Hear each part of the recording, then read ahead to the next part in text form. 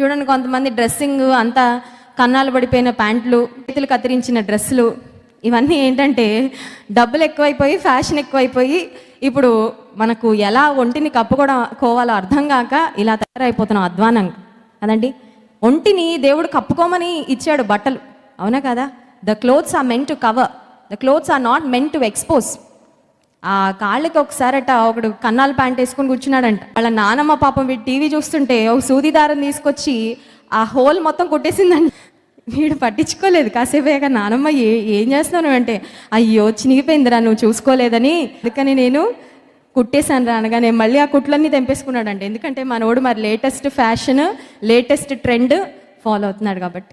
అంటే ఒక క్వశ్చన్ మిమ్మల్ని అడగనివ్వండి, ఈ వింత పోకళ్ళు ఎందుకు అని అడుగుతున్నాను. What is the reason? ఇప్పుడు ఏదైనా పని చేస్తే దానికి ఒక అర్థం ఉండాలి కదా. ఇప్పుడు వింత వింతగా రెడీ అవడం వల్ల ఏంటి? అందరూ చూడాలని, అవునా కదా?